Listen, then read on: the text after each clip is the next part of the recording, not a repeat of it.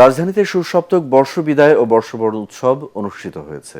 বাংলাদেশ শিল্পকলা একাডেমির নাট্যশালা মঞ্চে আয়োজনে ছিল শিক্ষক, শিক্ষার্থী ও দেশের বরেণ্য শিল্পীদের অংশগ্রহণে মনোমুগ্ধকর সাংস্কৃতিক অনুষ্ঠান। প্রধান অতিথি ছিলেন সংস্কৃতিমন্ত্রী নিতাই রায়চৌধুরী।